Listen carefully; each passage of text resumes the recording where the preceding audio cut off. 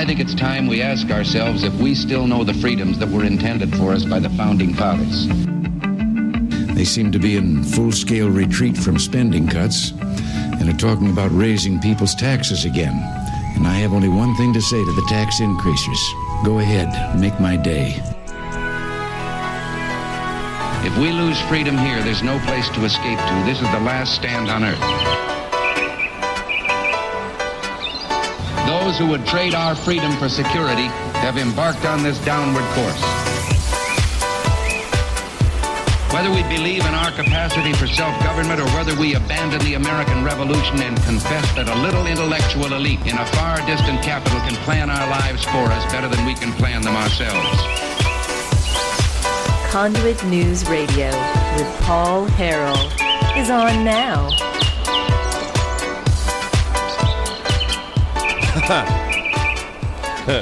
Welcome to the program. Thanks so much for being with us on this Monday, April the 1st. So that means I'm not really a jokester kind of guy. I don't get behind that. But so, I'm letting you know right now. I mean, I could do some radio joke or something like that. A lot of times radio shows are going to play jokes on you on April 1st. I've done it before. Yeah. This just in. All Lifeway stores, they are in fact not closing. April Fools. Oh, by the way, on the I'll tell you this. On that, we were, last week, I was watching the committee talk about this internet sales tax 2.0 they want to pass on you, the people. And, in doing this, they continued the other side. I saw the bad side. They keep telling you that this is going to somehow save small business owners on Main Street, and that it's because of that it needs to be considered an economic development project. And economic development is really code for spending your taxpayer dollars. That's what their version of economic development is. Not giving you more money in your pocket. That's real economic development. The government's definition of economic development is taking your tax dollars and spending it the way they see fit to try to create jobs. But that's their messaging, okay? Economic development. But the truth of the matter is, you could right now, in the name of economic development, again, their phony definition of it, start to pass a tax on your Netflix subscriptions or your Amazon Prime subscriptions in an effort to bring back brick-and-mortar Blockbuster video stores. No, I'm saying you could make the argument for it, right? This is about or what about Radio Shack or something like that? Like, this is about saving brick-and-mortar stores, right? So we need to tax Netflix downloads, or we need to tax your Netflix subscription so that we can bring back Hastings. Remember Hastings? Me and my wife were talking about Hastings the other day. Hastings was awesome. It was so cool. And they just kept, but people just weren't going to brick and mortar stores anymore to rent movies or really to buy books that much. So, I mean, there wasn't enough coffee in the world to save Hastings. All right, so the telephone number 870-275-9799. We do have a great show for you. We're going to dive back in the next hour. We're going to dive back into this nurse anesthetist situation. Going to be having some folks on the program who are familiar with this bill, where it is right now. I do believe they've gotten out of committee. Of course, this is one of those other, deregulation, attempting to give the people really, more choice is what it comes down to for me. But then, of course, you have the other doctors or the other professionals. You didn't go to the same school that I did. You didn't get you and it's just on and on and on and on and on. Yeah, when you start talking about changing the laws in regarding to different medical professions, all of a sudden the medical community doesn't get along as much as it should, right? So, case in point, we've already seen this with the optometry bill, and I think it's actually hilarious. So the optometrists get their bill to, deregulation so they can perform some procedures that optometrists are already trained to perform, and optometrists in other states do. The ophthalmologists, no, you didn't go to school for this. And they freak out, and they say some terrible, terrible, nasty things. Well, the Arkansas General Assembly actually stood up to the pressure, probably because there's really just a lot more optometrists in Arkansas than there are ophthalmologists. They outnumber them back in their districts, and who knows? There might be some optometrists out there that wouldn't mind funding primary challengers for some of these guys if you don't vote to deregulate their profession. And so the optometrists, they get their bill out of committee. They get it out of both chambers of the House. I believe the governor signed it, so the good job, Asa, for signing that.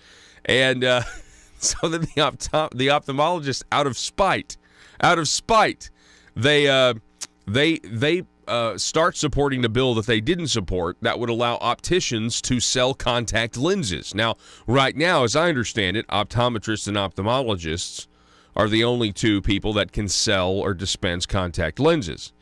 Well, so just to hurt the optometrists, the ophthalmologists now then supported a bill to deregulate opticians, so letting them be able to sell. And I'm like, wow, if we keep doing this, these professions out of spite might actually give us a little freedom back, right? Because I would support that bill. I would say, yeah, why can't opticians sell contact lenses? You know what I'm saying?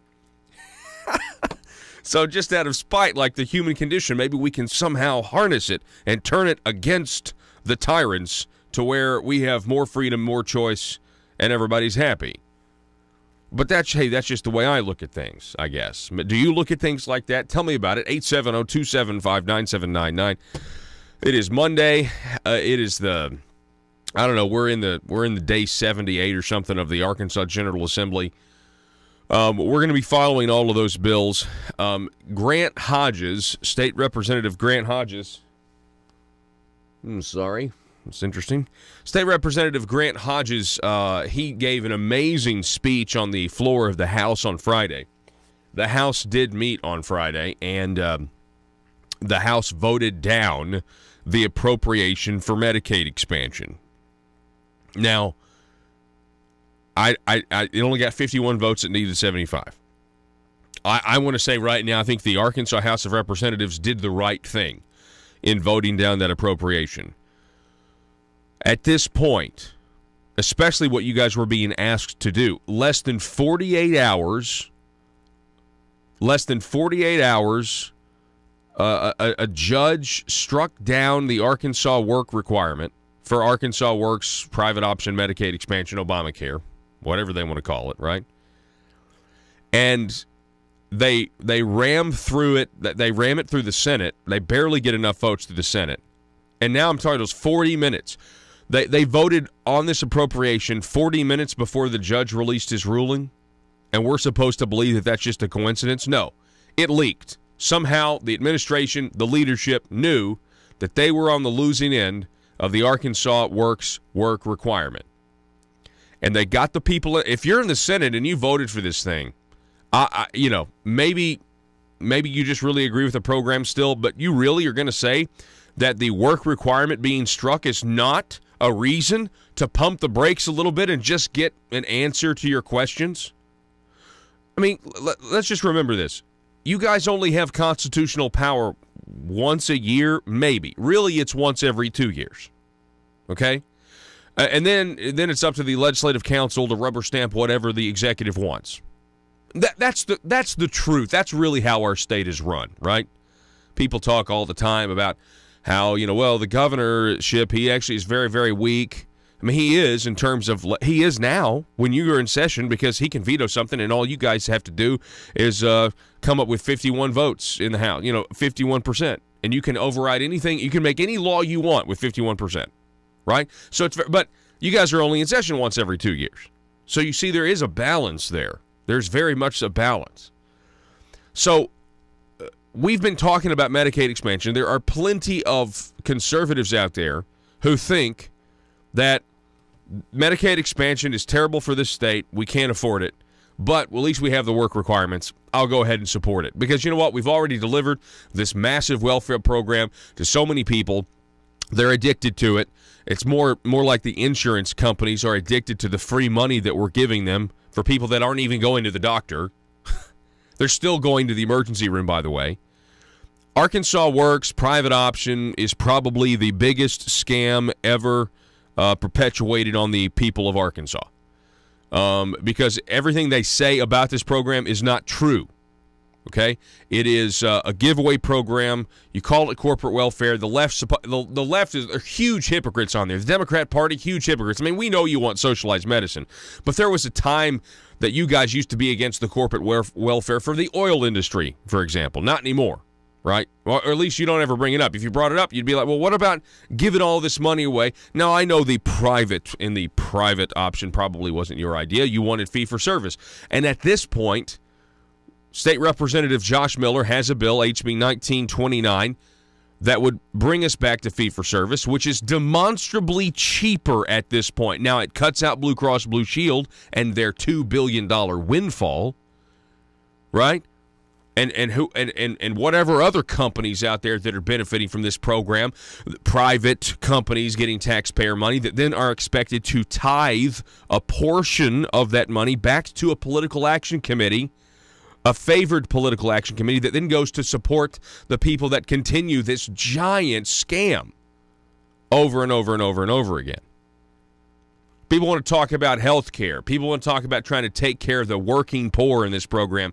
You don't care about taking care of the working poor. You care about Blue Cross Blue Shield getting $600 per month per person, regardless if they use the insurance policy and go to the doctor or not, at taxpayer expense.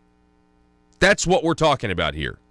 And everybody hated this program on the right, at least the base did. People lost elections left and right before the establishment started getting a lot more organized and realized that there was actually legitimate opposition out there that was, that were winning elections and going against their mother government goals.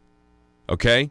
And now all of a sudden, we have the Arkansas work requirement that stop the presses. There's been as many as 330,000 people on the program.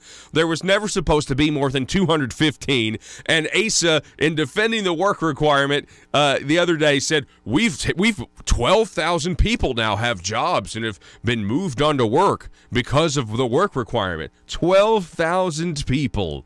12,000 people. Oh, man. That's a lot of money we're spending to justify 12,000 people. It's government 101, meaning it doesn't work the way they say it's going to work. It doesn't. It's a disaster. So the House of Representatives has a lot more common sense than the state agency that is the Arkansas Senate now. You're now a state agency. It's congratulations, in my opinion, and that's because of family relations. What am I trying to say? Familia. Anyway, family relations, we'll just say that. Uncle, nephew. So the House has way more common sense. They're a lot more independent. And they look at this and they say, hang on, wait a second. You're asking us less than 48 hours since a judge has made a decision striking a key provision of this law, the Arkansas work requirement. You want us to go ahead and vote on the legislation and pass this giant budget? That doesn't make any sense. So State Representative Grant Hodges took to the floor in the most measured, factual speech and used Governor Asa Hutchinson's own talking points from years past against him. And it was masterfully done. Then State Representative Dan Sullivan came down and gave a great speech saying we need to have our questions answered. He even said maybe we should pass this budget, but we should wait and get some answers and get some public assurances. You see, right now, let me tell you how Asa and the gang are trying to handle this little budget hiccup in the Arkansas House of Representatives right now. Because that's what everybody's talking about. You know, the left actually was upset. Wasn't it incredible to see John Brummett actually upset and going to his leftist class warfare demagoguery? Like, just, you know what I mean? Wasn't that refreshing? That's the way the left is supposed to behave every time Republicans do anything in this state, as far as I'm concerned, and yet we rarely see it. Right now, though, the establishment and the gang, if you will, they want to negotiate this process behind closed doors because they don't want the people to even think for a moment that the emperor has no clothes, You know, he's walking around the Capitol, stark naked, but everybody is just pretending and saying, yes, Governor, the program is working swimmingly. 12,000 people have found jobs. We could afford it. We can afford the program that was only supposed to spend, we were only supposed to spend $50 million this year on it, in Arkansas' share of the program, and we're now spending $138 million this year, more than double your own estimates. But you're by the way, it's a brilliant new Hugo Boss suit that you're wearing when he's not wearing anything at all. That's what's going on down there, and so they're going to try to negotiate this so that nobody can actually see the facts and see how bad this program really, truly is. We couldn't afford it without the work requirements. I don't think we can afford it with the work requirements. Based on the information I just gave you, $50 million estimate, we spend $138 million. I mean, it's numbers, folks. We've never been able to afford this. Now that we're paying as much as 10%, or eventually going to be paying as much as 10%, all of the arguments about, well, if we don't spend that money, some other state will get it, even though that's a false argument. But all of the, they wanted a $2 billion windfall of federal money just infused into Arkansas. Okay? That's what this was about. Well, the financial incentives for the state are now gone because it's now no longer free money. It's now costing the Arkansas taxpayer money. Okay? Now, it's possible that the people in leadership are actually Bernie Sanders type, when it comes to socialized medicine, that they believe that we are born into this world responsible for one another's health care costs. I mean, that's what it means. I was listening to Bernie Sanders on the way into work. One of the news sites was talking about Bernie Sanders and his Medicare for All. And he says, we need to make health care a right. We got to make it a right. It's just something we got to do.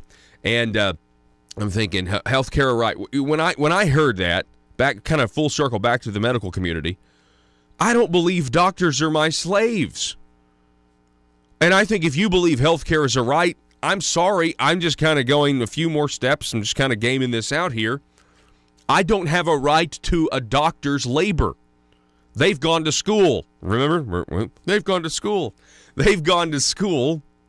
They have learned the information that I have not learned, and if I need their help, if I want their service, I have to pay for that service, okay? That's the way it should work. You start throwing out healthcare as a right, well, all of a sudden, if you want to be a doctor, we might pay you well, I guess, but you're essentially a slave because all these people have a right, according to the government, to your knowledge that's in your head and to your skills. Surgeons are really protective of their hands, you know what I mean? Because it's all they got. You know what I mean? Yeah, the Marvel movie Doctor Strange, exactly right. They're very right. Well, I don't have a right to that. I have to pay for that. Excuse me. All right, we're going to take a break here. It's 23 after, almost 24 after the hour. You're listening to Conduit News Radio. Back in a moment.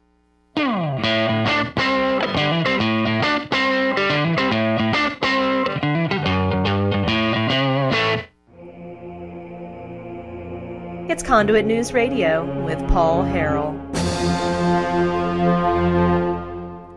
Hey, folks, welcome back to the program. Happy Friday to Scott Flippo. Senator Scott Flippo is on the program. Scott, how are you, sir? Paul, I'm well. Thank you very much, and good morning to you and your listeners. Yes. To be with you this morning. Glad that you're with us. Remind the statewide audience, District 17 is where? District 17, North Central Arkansas, and that covers the majority of Baxter, Marion, and Boone County. There we go. That's a big district. So in my opinion, and one of my favorite parts of the state. One of my favorite parts of the state as well. So absolutely. So Scott, I want to talk about this amazing gun resolution, but before we do that, I do want to ask you about your vote, for the internet sales tax bill that came up this week. Paul. I know. I got to go there. Tell us about it. Okay, so first of all, it's not the internet sales tax, it's the e-fairness bill, Paul. If you're going to call it something. Good morning. Congratulations, you have made it to the Bureau of Carefully Crafted Language, where we strive to offer politicians the very best in ambiguously specific language. The purpose of which is to allow our politician bosses to grow government and keep their constituents in the dark. This yields two beneficial outcomes. First, the government-growing politicians stay in office. And second, we at the Bureau of Carefully Crafted Language get to remain in the shadows and get to keep our jobs. Now, it's time for technocrat training drills. Johnny? Yes? A politician wants to use the healthcare system to punish those who have and redistribute their wealth. What is the appropriate language to use in this situation to make an unpopular idea acceptable to the public? I would emphasize that these ideas would make their healthcare more affordable and make sure the public understands if they already have adequate healthcare, nothing will change for them. Very good, Johnny. Much progress since last time. Next up, let's have Susie.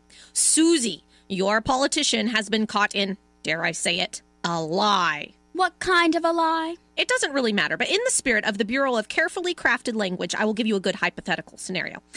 Dozens of politicians have been thrown out of office for supporting a socialist healthcare program. So the remaining politicians get together and they pass a bill to, quote, end the program, end quote. But they really want to keep it. What should they do, Susie? May I ask a question for more information? Certainly. Has the word lie been used by the political opposition? Yes. I know. They should change the name of the program. Maybe use the word works to make the sheeple think it's for working folk. Then they should go on the attack and get the public distracted. I would advise the politician to publicly question why our political dialogue has become so uncivilized and tell them to claim using the word lie, no matter how accurate, is a personal attack on his or her character. And if they admit to any wrongdoing at all, they must replace the word lie with words like misspoke, misstatement, misrepresent, or mislead. Amazing! Excellent work, Susie. I feel like the student has really become the teacher. You will make a terrific addition to the Bureau of Carefully Crafted Language. All hands on deck. This is a Bureau of Carefully Crafted Language emergency. Several politicians are scrambling after being exposed by some talk radio host. Let's move it, people. They need our help. The Bureau of Carefully Crafted Language. You vote 'em in, and we keep 'em in. PHP Parody.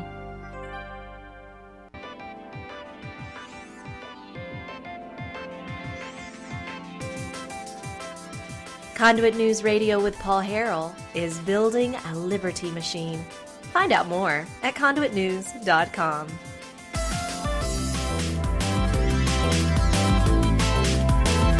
There is a thread. I found this on Friday after the program was over. A guy by the name of Yasser Ali, who is he's a writer, I think, for like New Yorker magazine. Let me see if this will come up.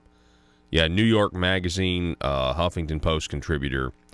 And so he talks about how he received a call from Daphne Linzer. Okay, Daphne Linzer, who is the managing editor for politics for NBC News and MSNBC. He says, Yasser Ali here says, Daphne's conduct during the call was highly inappropriate and unethical. So what was the purpose of the call? And you've got to check this thread out because this is absolutely confirms everything that we say about coordination media bias. And here we have someone who's probably on the left calling out something that happened to him where the NBC reporter is trying to get Yasser to kill a story, very, very small story, on behalf of the Democratic National Committee. They didn't want it released yet. The Democrat National Committee was basically using, or the NBC reporter was essentially repping the Democrat National Committee. And Yasser goes on in this thread to just describe how absolutely appalling it was to have a news reporter be basically stumping for the political considerations of the Democrat National Committee. Anyway, you need to check it out. Matter of fact, we may revisit some of this because it's a very detailed Twitter thread where he really calls them out. Back in just a moment.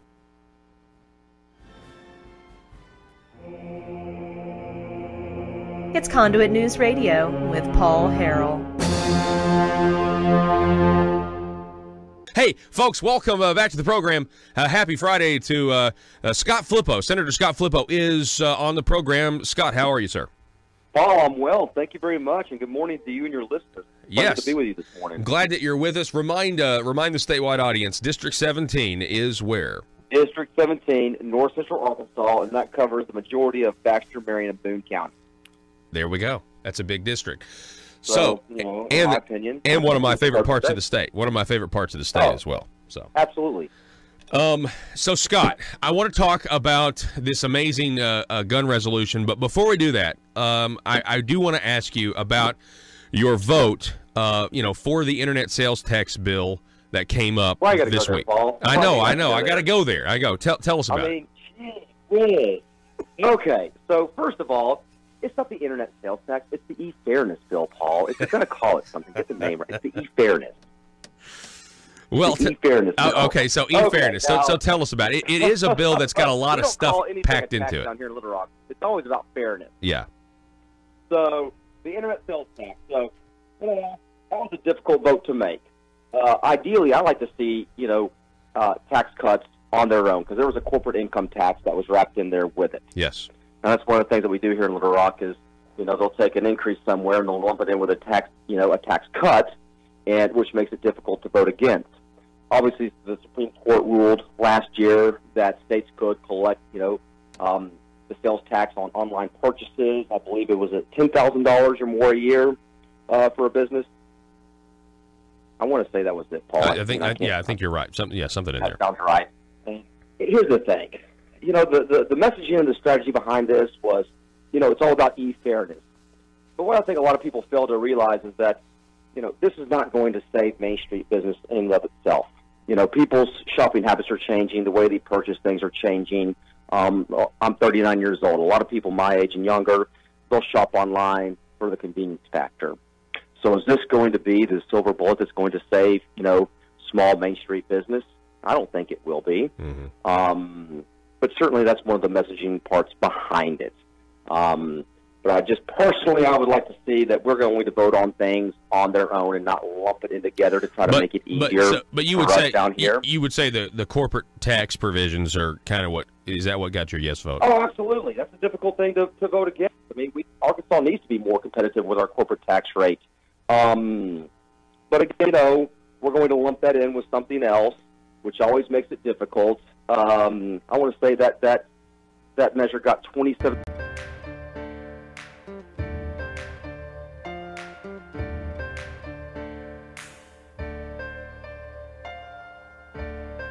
Bringing you your daily dose of truth. It's Conduit News Radio with Paul Harrell.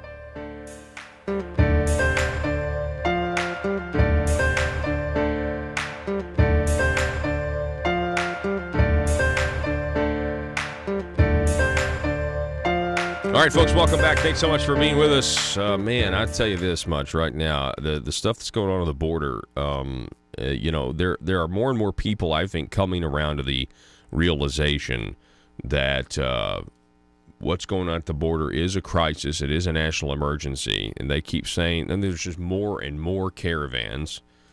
You have, let's see here, Mike Mulvaney saying that migrants and Democrats are shutting down the border, meaning they're just overwhelming the system. Then you have this other story here where you have the Trump administration saying that we're going to cut off all foreign aid to governments like Guatemala. We've never seen anything like this. Trump threatens to close the border entirely. Migrants are overwhelming the Texas cities to the south of us right now. Yeah, here it is. Here's the Reuters article. Trump cuts aid to Central American countries as migrant crisis deepens. Now, again, what's the reason for this mass migration into our country? Obviously we've got a lot of resources. We don't have an infinite amount of resources. That's something that we need to talk about. The economic realities of taking in all of these people, if we were to just let them in, would actually hurt our country, economically speaking. Matter of fact, you can't even argue with that. It's the truth. Now, where are these people coming from, right? You have the Mexican government. I was listening to Senator Lindsey Graham yesterday, and he says you have the Mexican government that actually is busing these people towards the border and then dropping them off and then going back and picking up more people. Now, of course, you can't even bring up George Soros' name in all of this, because if you do, remember, somehow they successfully used the media to get anyone who brings up George Soros funding any of this is anti-Semite now. Okay, yeah, the people on the right, very conservative, very pro-Israel. Not anti-Semites. Those are the people on the left, actually. But they somehow got the media to suggest that if you criticize or even suggest that there's some sort of James Bond-type villain, some sort of global elite that's actually funding this immigration crisis, that you're now an anti-Semite. Okay, got it. Yeah, sure. Right. Now, we also have a situation where every other major country in the world is experiencing the same problem at the border. Now, think about that for a second. There's nothing to see here, right? If every other country... I was talking with a friend, who this is several weeks ago, and this friend told me, he doesn't think there's any kind of coordination, that it's all economics, okay? That it's all economics, and you had these economic bubbles and they busted, and now these people need to go somewhere, or you had war like in the Middle East and they're displaced, and people are like, okay, well, can we control economics? Is there a way? Are there people at the global levels of this government or this all these different associations and things like that believe they can control economics the way you control the temperature in your house? The Federal Reserve believes that. They believe that with the interest rate, they can just set the temperature to 72 degrees in their house or 70 degrees or whatever. They believe they can control, they can manipulate. By the way, the minimum wage is a part of that corrupt system, by the way. They certainly believe that they can. I'm just trying to say, if there are people out there who don't really believe that there is some sort of coordination here, I'm just suggesting that it's very possible, because the more complicated something is, the more complicated an economic system is, the smaller the group of people that really understand how to get things done, to manipulate it, and the more opportunity there is for corruption that you would never even know about. Now, I'm not even going to bring up the war part in a serious way, because obviously we control wars, right? Obviously we can control who has guns and who's going to fight with one another, and that's going to obviously displace massive amounts of people. Now, take into effect that over in Europe, a lot of these displaced refugees are military-aged men. That's not by design, though, right? There's clearly no effort, no global effort to set up Muslim no-go zones like you have in Great Britain. What's the Yellow Vest protest? What are the Yellow Vest protesters really protesting? They want their sovereignty back. They want the border to mean something. What is Brexit about? Brexit is about being a part, this will sound familiar, Arkansas. Brexit is about being a part of a massive government that takes your money and sends it back to you with strings attached. The European Union, right? We're going to take all of Britain's money because they're pretty prosperous. Then we're going to give it back to them, and then we're going to tell them how they have to spend it because they're a part of the EU. All over the world, you have people who are standing up for their country because they want borders to represent ideas again. Why did Donald Trump, one of the reasons Donald Trump got into power, he built the coalition he did, is because of his trade policies. And I'm telling you, that was amazing to me. Trade wasn't even on my radar, but you would not believe how many people really knew how bad NAFTA was. Okay? I mean, at least that's what they're convinced of. And he also did it by saying, listen, illegal immigration is wrong. We should not welcome it. We should not incentivize it. We need to build a wall. Again, why? Because the president is saying, and the American people are saying, we want borders to represent ideas again. This is where your idea ends, and this is where our awesome American idea begins. Same goes for France. The same goes for these. You've got the same thing going up with the Norwegian countries, and the same thing goes for the United Kingdom. And, of course, what's going to happen when they don't do the Brexit? I don't know. I honestly don't know what you would do. What would you do if you voted overwhelmingly and the government basically just gave you excuse after excuse after excuse because the powerful elite just refuse the will of the people? I mean, what's going on right now with Brexit and their unwillingness to give the people what they voted for is very, very similar to the FISA scandal and the email situation.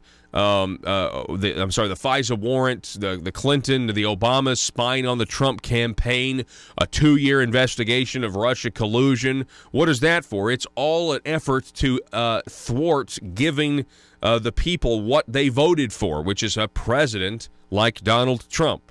That's what the whole thing is. I bet you, I think he will shut down the border. Now, what does that look like? I'm amazed that there's not more coverage of what the military is actually doing down at the border. You don't really see, you see photos of the migrants tearing down fences and things like that. But, I was listening to President Trump on his interview with Sean Hannity. I think he did like the entire hour of the Hannity show last week. I'm sure many of you saw it. And he talked about how the military's doing a good job putting up barriers of like barbed wire and stuff on the ground where there is no wall yet. Where are those photos? I mean, I haven't seen them. And I actually think those photos would poll very well if people actually saw our boys, our young men in uniform down there, putting up barbed wire and stuff. I think a lot of people would be like, you know what, it's about time. It's about time because this is ridiculous. This is just ridiculous. Telephone number 870-275-9799. Let's go ahead, Joe, if you don't mind. I would like to play State Representative Grant Hodges' speech from Friday. This was very controversial. The House of Representatives in Arkansas decided to vote down the appropriation for the Arkansas Works Medicaid expansion because, well, you know what? Why did they do it? Why did they only get 51 votes when they needed 75? Well, I think it has a lot to do with what Grant Hodges said. State Representative Grant Hodges made some excellent points and actually used Governor Asa Hutchinson's previous messaging against him in terms of pointing out, listen, we need to wait because the work requirement has now been struck down by a federal judge, and you're asking us less than 48 hours to go ahead and vote for the massive spending? That's not right. And he's right. He's exactly correct. It isn't right to do that. Well, again, we have Republicans that just have no problem putting other Republicans in terrible, terrible legislative situations. Here's State Representative Grant Hodges from Friday. Thank you, Mr. Speaker. Colleagues, I didn't want to come down to the well today, but I felt like I had to, and I told Speaker Shepard and Chairman Jean in advance that I would if this bill was run today. And so that's what I'm doing. My issue really is that we're being asked to vote on a more than $8 billion Medicaid budget less than 48 hours after a court decision that has a pretty significant effect on the Medicaid budget. And I cannot support that. Last night, as I was kind of stewing about the fact that this bill was going to be run today with such short notice, I decided to go back and look at what was said when we ran the same appropriation a year and 2 years ago, just to see what we were told, because this is my fifth session, and those of you that have been around, they all sort of blur together, and you just kind of forget all the specifics. So I wanted to go back and hear what was said about this a year ago and 2 years ago. And also I know that almost a fourth of you weren't here a year and 2 years ago. And so for one thing, like I mentioned in my question to Chairman Gene, I went back and watched him present the bill 2 years ago, and he said in there that we can't sustain this budget as is if we don't do something. In addition, I went back and looked at what the governor had said, and I went through a lot of his press releases. And I want to talk about a few things he said last year when we ran this budget in the fiscal session. And the first one is from February in his State of the State address before the fiscal session started last year. He said, and I quote, "As for the future, I expect approval from Washington before the legislative session ends on our request to implement a work requirement for the Arkansas Works program. If you are able-bodied and of working age with no dependents, you should be working or in training. The only long-lasting solution to lowering the cost of Medicaid is to help more people earn their way off. The only long-lasting solution to lowering the cost of Medicaid is to help more people earn their way off." So my question is, if this is no longer a solution because we no longer have the work requirement, are there other solutions that we can consider before we vote for this appropriation? Because I know there's at least one representative who has a bill to help lower the cost of Medicaid, specifically for the expansion population that we're really all talking about here. Could we not discuss some of that before we vote on this bill? The next statement was on March 6th, a few weeks later. It was a press release that said, "Governor Hutchinson issues statement in response to the passage of Senate Bill 30, the Division of Medical Services appropriation," same appropriation as we have here today. This was last year. Quote, "I'm very grateful for the senators that were able to support Arkansas Works and the DHS appropriation. Obviously, the work requirement was a significant factor in showing the reform that we're accomplishing, and I appreciate the Senate's leadership in passing this on the first vote. Obviously, the work requirement was a significant factor." A few days later, and this will be the last one, a press release titled "Turning Point for Healthcare in Arkansas." The governor said, "The work requirement is not intended as a punishment, but as a way for Arkansas to actively engage, for Arkansans to actively engage in their community and to enjoy the dignity that comes with earning a paycheck and providing for a family. The fact is, we would not have been able to sustain Medicaid without the type of reform included in the waiver. We needed the flexibility to best address the needs of Arkansas, and that is what this waiver allows. The fact is, we would not have been able to sustain Medicaid without the type of reform included in the waiver." Listen to that. Which, as of today, as we're voting on this bill, we do not have. So my question is that statement true? If it's true that we can't sustain Medicaid without this waiver, then aren't we being asked today to vote for an appropriation for an unsustainable Medicaid program? It seems to follow to me. So really, I'm going to end with a lot of questions that I came up last night as I watched what I was told over the last 2 years about this same appropriation. My first question was, why was this appropriation passed out of budget during a recess from our session on Tuesday? I talked to several members who didn't even realize that had happened, but this bill was passed out of joint budget on Tuesday afternoon. Why was it then passed out of the Senate with a minimum of 27 votes just minutes before the district court's decision was released on Wednesday? According to the legislature's website, that bill passed out at 3:36 p.m., and our AP reporter, Andrew DeMillo, tweeted at 4:03 p.m. that the work requirement was struck down. So less than 30 minutes before we get the decision, the Senate passed the bill. Why was this appropriation then put before the House for a final vote less than 48 hours after the court's decision? I got text about this about 4 o'clock 2 days ago. It's less than 48 hours, and now we're being asked to make an $8 billion decision. Why is this appropriation not being amended at all now that the work requirement piece is out of it? This appropriation was filed when the work requirement was in effect, and it has not been amended since.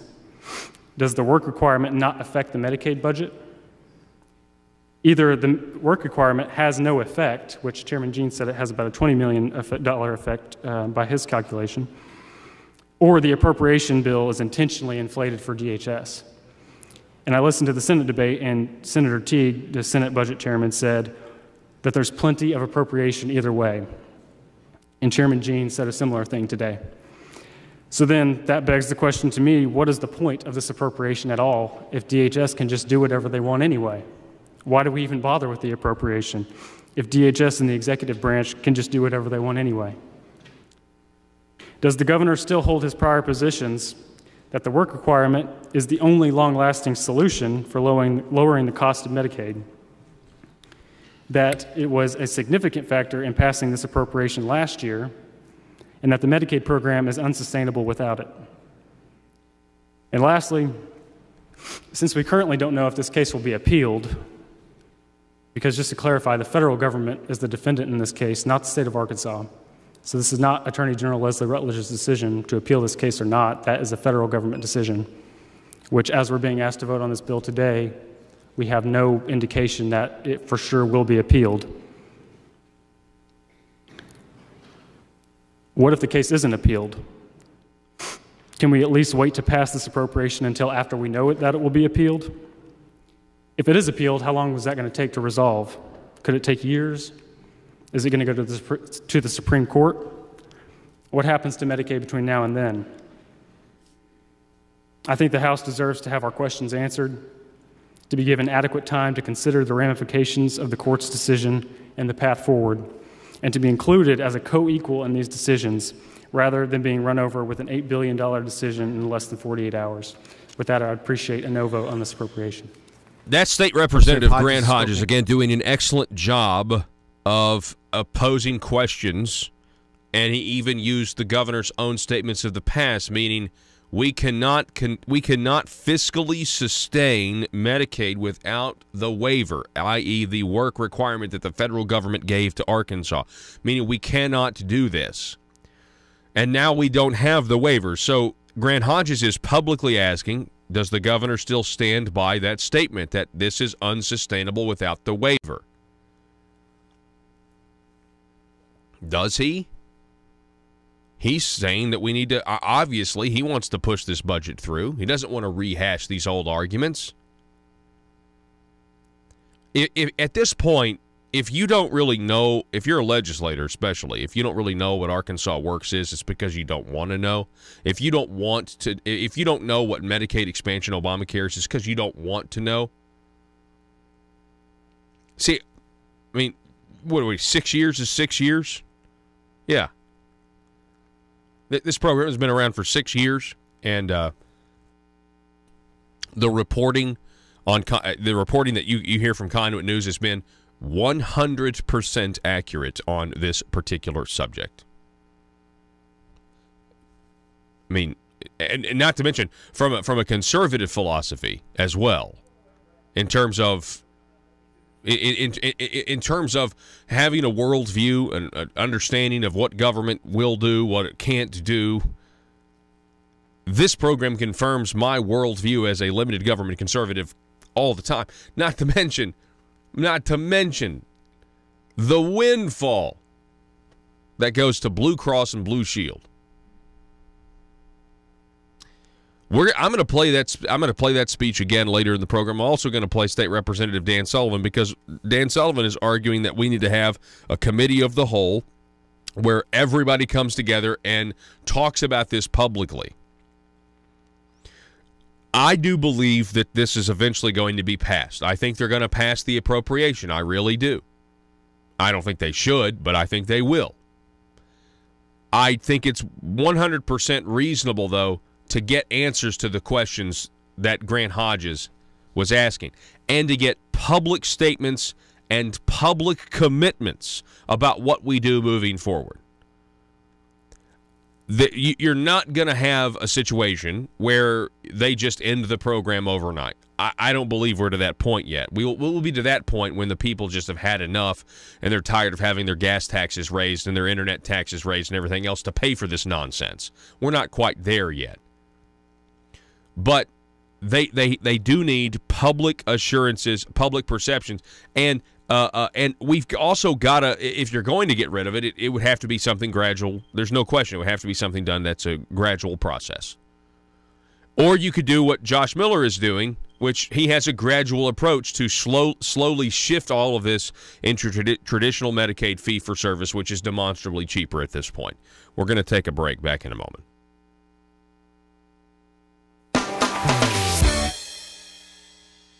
Russellville-based firearms manufacturer Omega are making clones of the most notable German firearms in the world. These delayed rotor-lock firearms have been and are currently used by law enforcement and military worldwide. At Omega, they manufacture their guns right here in Arkansas and produce the best reproduction in the marketplace that comes with a complete 5-year warranty. At Omega, they take firearm manufacturing seriously and offer discounts to active and retired law enforcement. Whether you're using Omega firearms to defend the public, defend your family, or for target practice, Omega has your back. For pricing, go to omega-guns.com. That's omega-guns.com.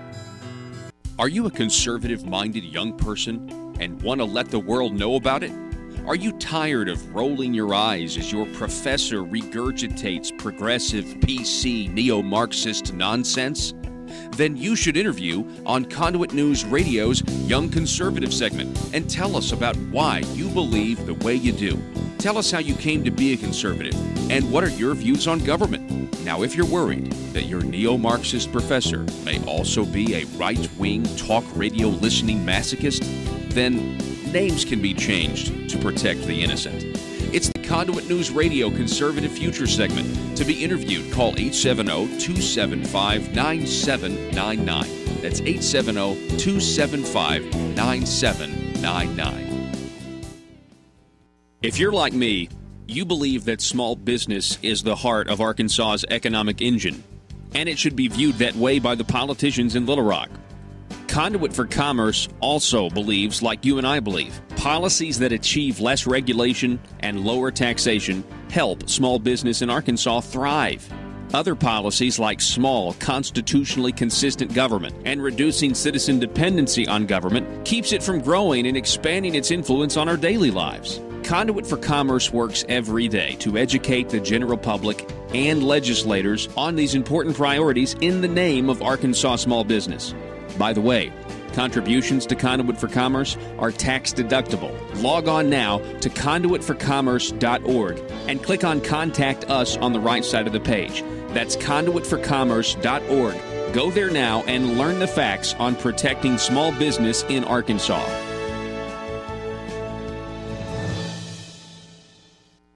Votes in the Senate, 27-28. Does that sound right? Yeah, it does. Yeah, I think that it did get 27, yeah.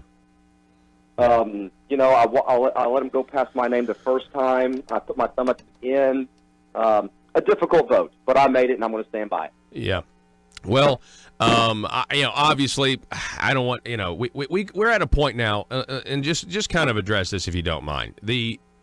My fear is after this session is over, there's a lot of money that's going to be coming from the people to the government than before you guys met. Are you worried at all about that? Yeah. I think that's a true statement, Paul. I don't think it. I know it. You know it. So, that's what's so frustrating here. And we have this situation where Arkansas Works yesterday, the work requirements, struck down by a federal judge. Now, let me ask you this, Scott, because do you think it was a coincidence that, and now you didn't vote for the funding on that. Determined to drain the swamp in Little Rock, it's Conduit News Radio with Paul Harrell. Your comments on the Facebook page, or broadcasting over at YouTube and facebook.com/Conduit News, your comments over this YouTube page are pretty funny. My favorite one so far that I read during the break is "Make Blue Cross Blue Shield great again." I feel like that's pretty funny. Folks, that's all the time we have for the first hour. Be sure to, if you're listening on podcast, be sure to go over and listen to hour 2. We'll be talking with some great Arkansas healthcare professionals from the nurse anesthetist community. We'll be talking about this bill that we have mentioned before, where it is, and this is a bill, again, to deregulate, the healthcare industry, the licensing. People forget we have more licensing, more regulations when it comes to, the state of Arkansas. More licensing boards in the state of New York, actually. A lot of people don't understand that.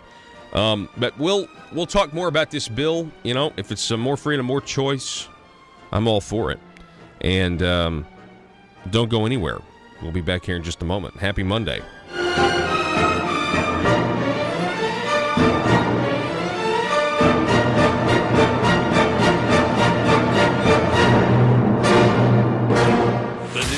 and talk of Northeast Arkansas. This is News Talk 101.3 FM and 12:30 AM KBTM, Jonesboro, an EAB radio station.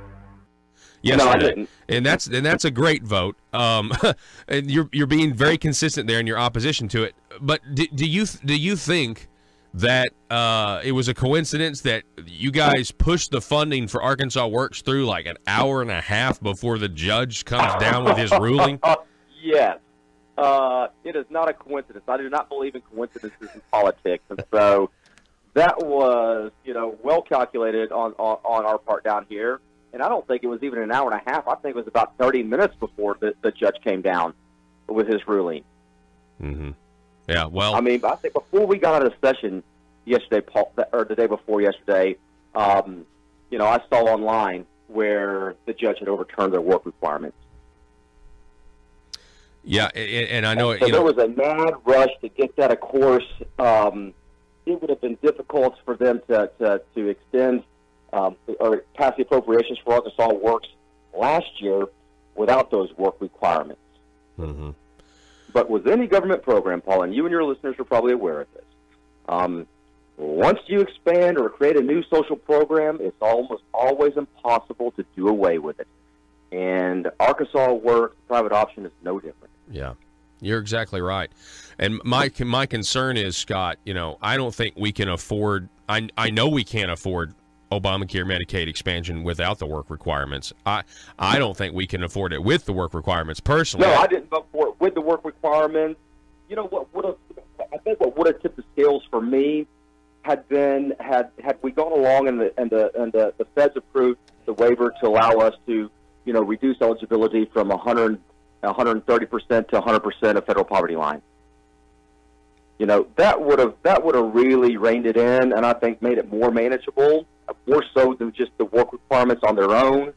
As I understood it, the feds were not really open. The Trump administration was not really open to that for fear that a lot of states that didn't expand Medicaid would want to come on board and expand it under those conditions. Mm-hmm. Yep. But either way, it's just a boondoggle. I was telling somebody last night. The good news is at least we have this free wraparound dental coverage for people on Arkansas Works to encourage them to be good stewards of their already free insurance. I'm forgetting about the wraparound coverage.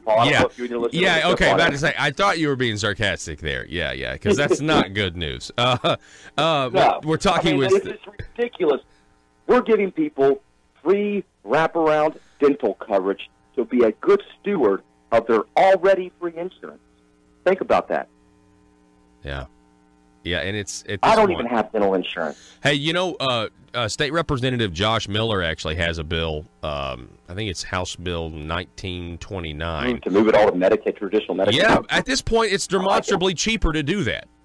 Yeah, you bet. I like that. I mean, to me, that's a solution moving forward. I mean, I know the governor yesterday said, no, we're going to stick with these work requirements and stick with giving Blue Cross Blue Shield $600 a month per person, But I mean, honestly, at this point, financially speaking, it makes way more sense to just keep expanded Medicaid and do it fee for service into the traditional pool because it's way cheaper. We're talking with Senator Scott Flippo. Now let's talk about this week. Now, this was a big deal, a much bigger deal. I know everyone talks about how a resolution is non-binding, but the reason this was such a big deal is for 5 years, grassroots activists, Scott, have been saying that Arkansas is a constitutional carry state, that you don't need a permit to carry open or concealed, and you decided to run a resolution in the Senate clarifying a circuit court decision. Tell us about that. So I visited with Representative Brant Smith out of Jonesboro a few months ago, and I told him, I said, listen, if you have if you want to move forward with this resolution and you have trouble with a Senate sponsor, you call me and let me know, and I'll be more than happy to run it for you. So 2 or 3 weeks later, Brant calls me and asked me if I would be willing to run it in the Senate. I said, of course. Here's the thing, Paul. Rights are important. Exercising those rights are important because if you do not exercise your rights, you lose your rights. Not everybody in Arkansas is going to open carry. The vast majority are not. However, it is important for people to know that we are a constitutional carry state, which means you have the right to carry open or concealed without a permit. And there has been a lot of confusion over that. I mean, we have been in an open carry state for a number of years now. The problem is that there's still, a lot of pockets of our state and a lot of folks, in law enforcement and other areas of government that don't understand.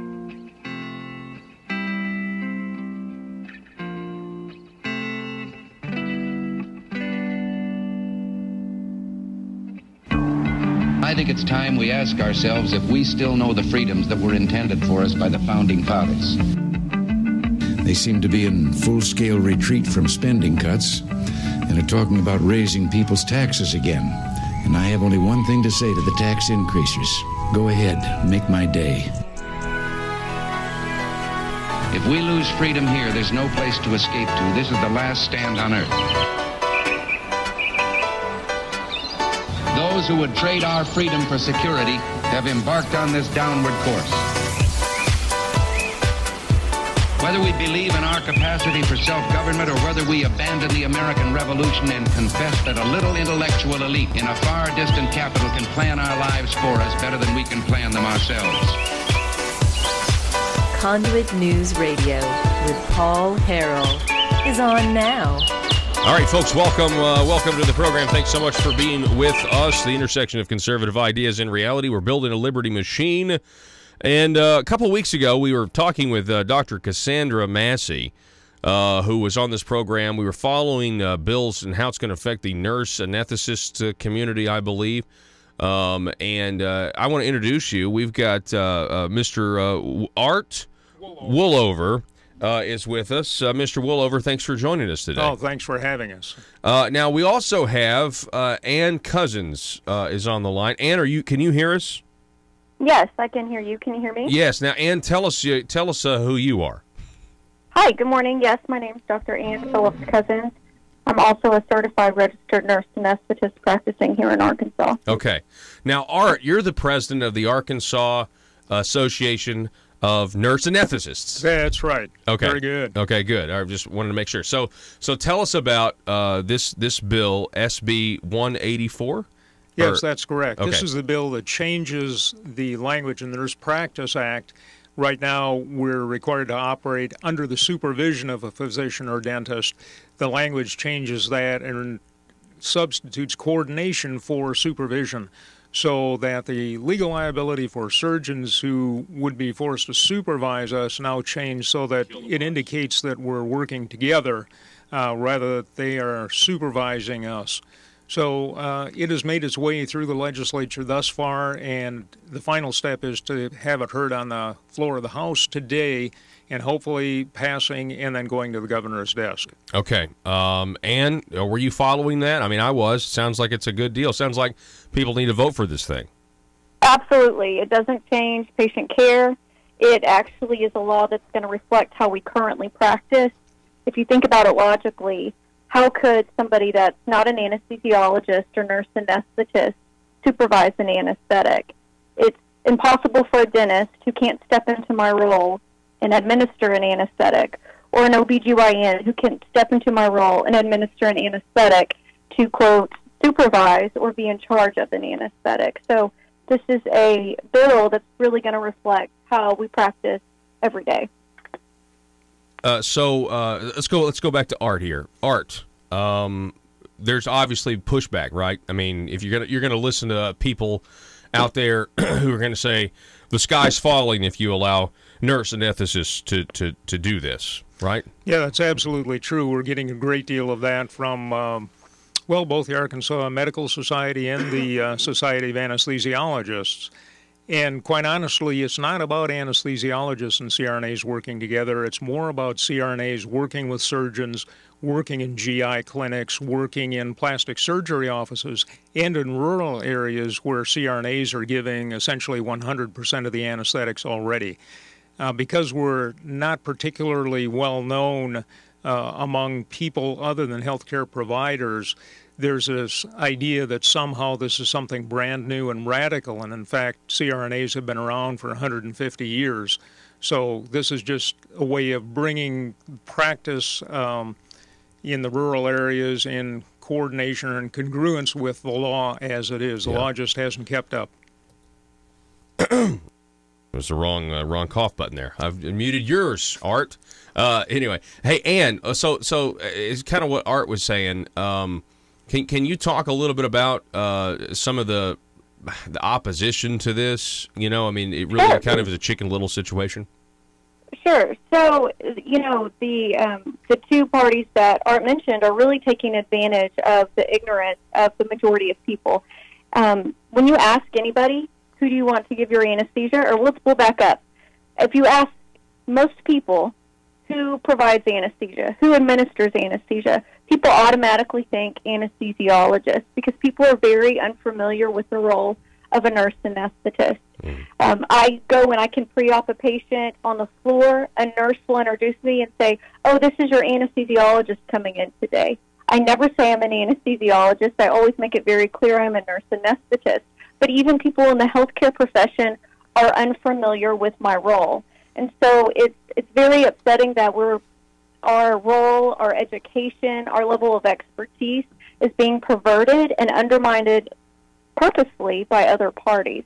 Furthermore, the medical society agreed that they came to the Arkansas Association of Nurse Anesthetists and agreed that removing the language in supervision or under the supervision and changing it to in coordination with a physician, dentist, somebody else lawfully permitted to provide order an anesthetic was appropriate. So they said that was fine.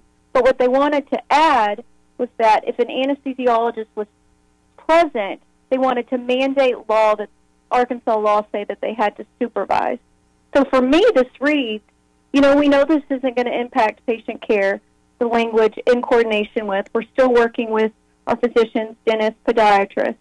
However, they wanted to alter the bill only for self-serving purposes for job security. And honestly, this isn't going to affect their jobs. You know, there are anesthesiologists practicing all over this country, and nowhere in this country are nurse anesthetists required to be supervised by an anesthesiologist. That was my next question, Art. So other states, you know, you guys have this freedom in other states. The only state that I'm aware of where an anesthesiologist is required to supervise a CRNA is the state of New Jersey, and that was just a recent development. In 40 states in the Nurse Practice Acts, there's no mention of supervision by anyone for a nurse anesthetist. You have to understand, too, that nurse anesthetists are, at this point, masters prepared, and by 2022, all schools of nurse anesthesia will be preparing graduates at the doctoral level. Yeah. So we are nurses, but we are advanced practice nurses with a great deal of education. So, will somebody tell me, in terms of the process, I thought I heard this bill in a House committee. Was there ever a House version of this bill, or has it always been the Senate version, I guess is my question. There is. Senator Stubblefield has introduced our bill in past sessions and introduced it again in this session.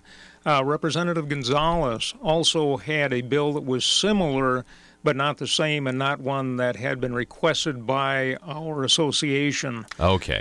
So we went with the Senate bill. Senator Gonzalez has put his on deferred status and does not have an intention to run it. So the bill we're talking about, even though it is passed out of the House committee and going to the House floor, is the Senate bill. Okay. So it's already made it past the Senate side. So then today's a pretty big deal. I guess my other question is, you mentioned the medical society, and the last time I had Dr. Massey on the program, and I brought up the fact that there was a letter that was sent. I believe it had UAMS heading on it, and it was very misleading when it was given to the committee. And then it was found out that it was not authorized by the Heart. I don't know if it was the Heart Hospital or the UAMS. I can't really remember, but it wasn't authorized by the people, and it was misleading, if not just outright deceptive. And a lot of times when that happens, that'll push the committee the other way.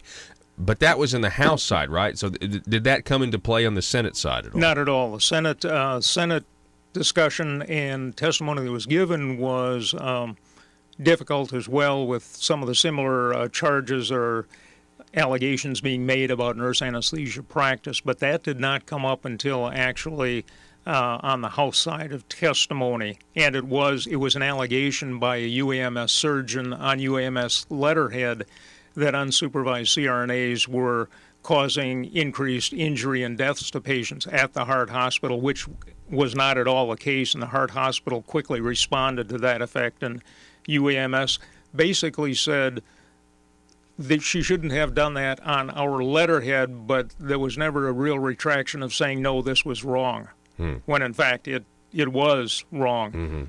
What about you, Dr. Ann Cousins? Do you think we've kind of gotten down to the truth of the matter?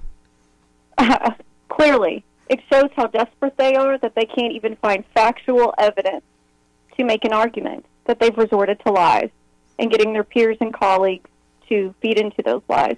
It disgusts me. I'm part of the medical, realm. My job is to take care of patients, to make sure patients get the best care by honest, intelligent, hardworking people, and I'm thoroughly disgusted by the lies that have been spread in this state. Well, I'm glad that, at least it looks like things are, we've kind of got to the bottom of, what's true, what's not.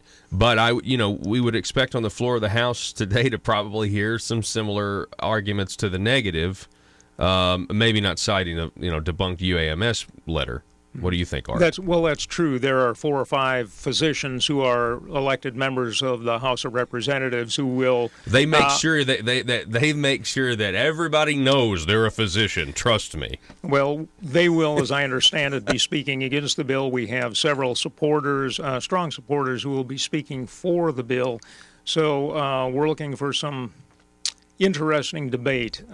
We hope, and we've always tried to play this on the level and provide the facts to the legislators. There are studies out there that prove our safety and the fact that lack of supervision does not change patient safety. Patients do equally well with CRNAs. The problem is a larger level of the politics involved. I work with a group of anesthesiologists and CRNAs, and we work well together for the most part.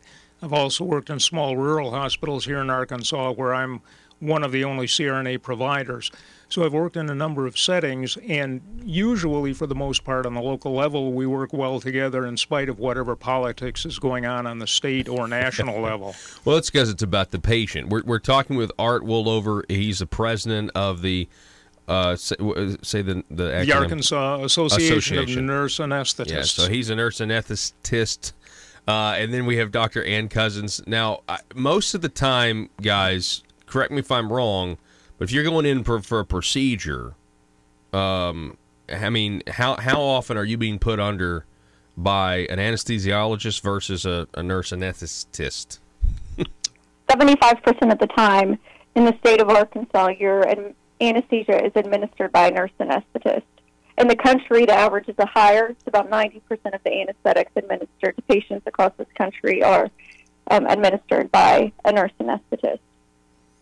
Well, there you go. And in rural hospitals, critical access hospital, it's 100% of the time. Wow.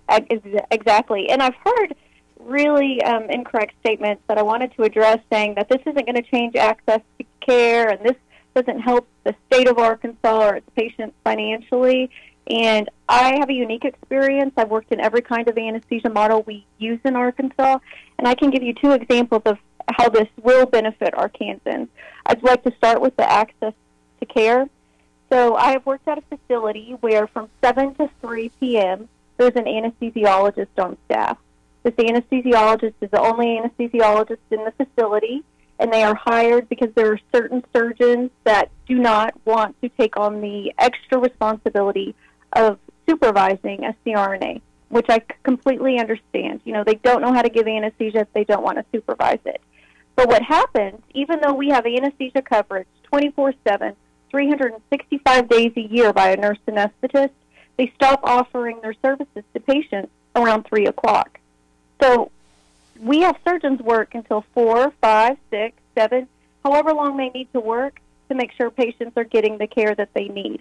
So somebody prematurely stopping their services because they're going to have to supervise is one very specific example of how access to care could be improved if Senate Bill 184 passes.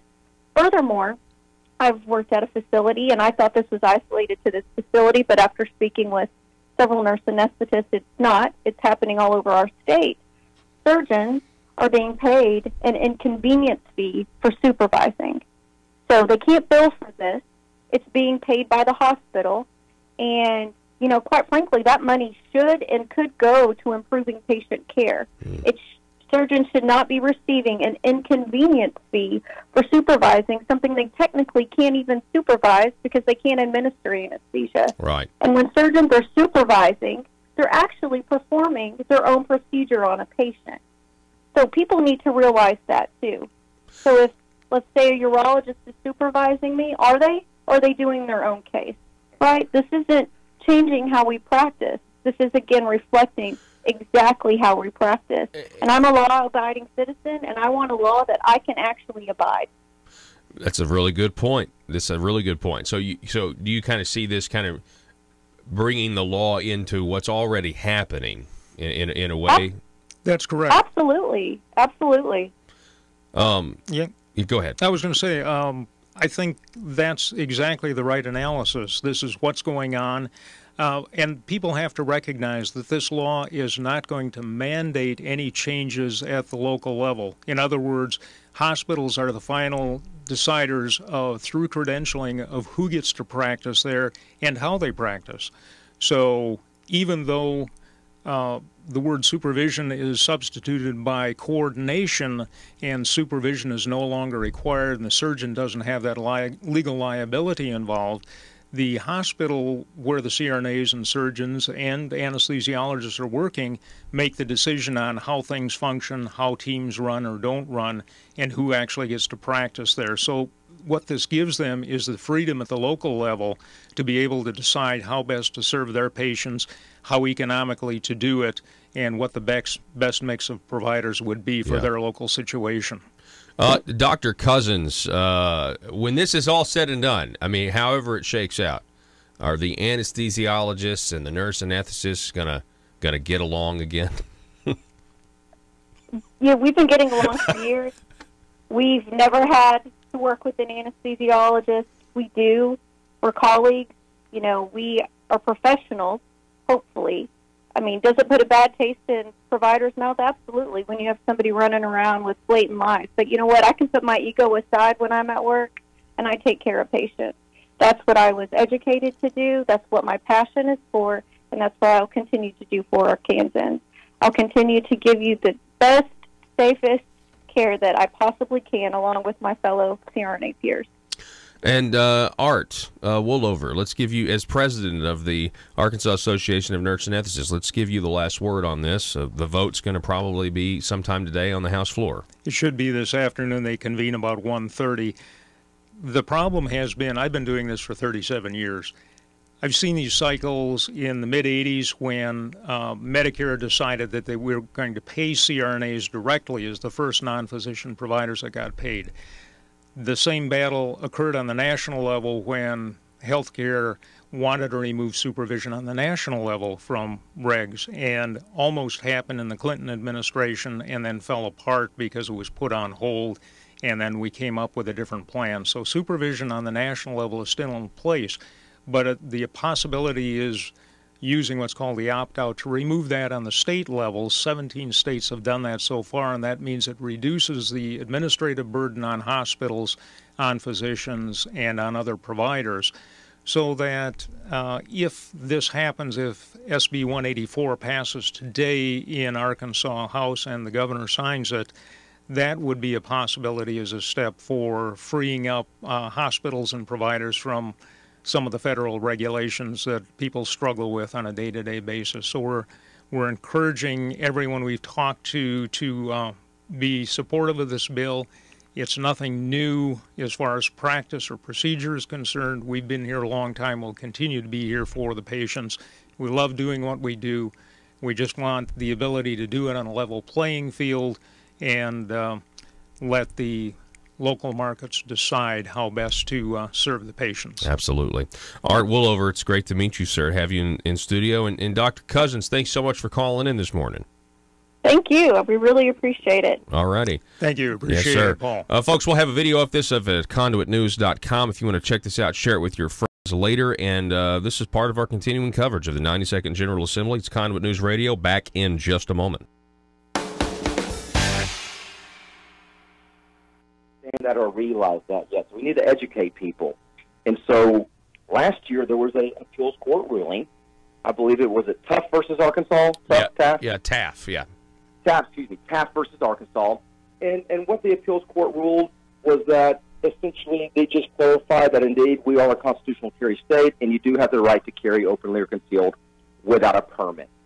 Now, this resolution is just showing that this General Assembly concurs with that ruling.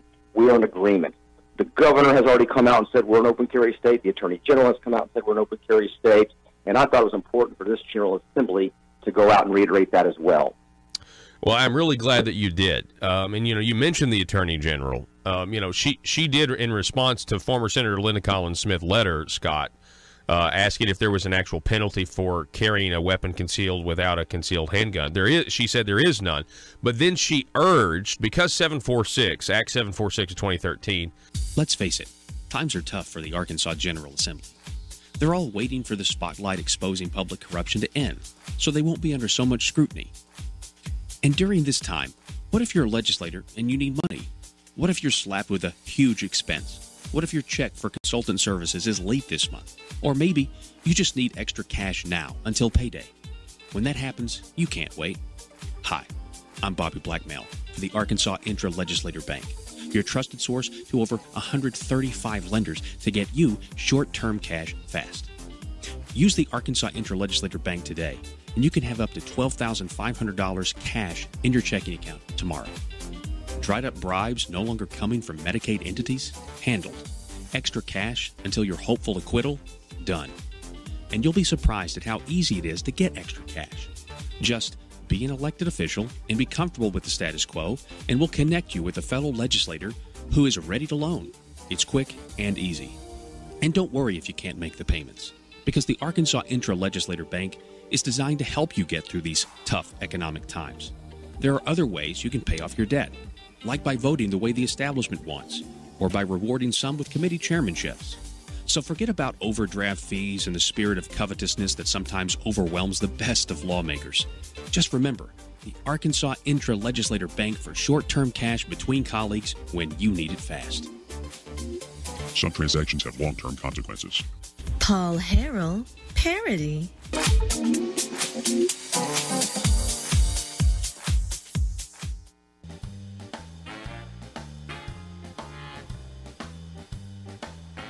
Exposing the truth and everything the Marble Palace establishment keep trying to cover up. It's Conduit News Radio with Paul Harrell.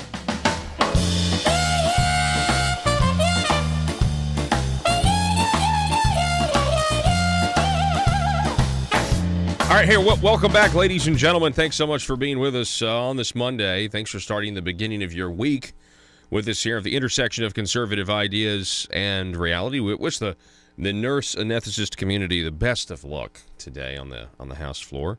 I think they got good odds here. I mean, so far the House has been very resilient in terms of standing up to the chicken little sky is falling, predict. It's amazing what some people will go down to the floor and say about what will happen if you deregulate this particular profession. Healthcare profession, and they really. Of course, it's kind of like obvious. It's obvious that they're going to say, like people's lives are at risk because you're talking about healthcare. That's the cop out, in my opinion. You can always be like, people will die. I mean, that's what Alexandria Ocasio-Cortez is saying right now with the Green New Deal. She's blaming the floods in Nebraska. It's terrible that our countrymen are going through what they're going through in Nebraska. But the Mark Pryor and the Obama administration tried to say the same thing back when those tornadoes devastated Mayflower and I think Valonia. This was several years ago. It was the tornadoes happened, and the federal government released a report suggesting that if we drove less, consumed less fossil fuels, or created less carbon, that those people's homes would still be there. I mean, to me, that's the ultimate assumption. The report didn't say that, but it's saying there'd be less radical weather events, if you were to have less carbon. And I don't know. That, to me, at some point you get into rain dance territory where, we would be, if you dance, it'll rain. I just don't understand how they can even make these types of predictions. But anyway, it's the obvious thing, right? It gets people's attention. Pain point politics. People will die.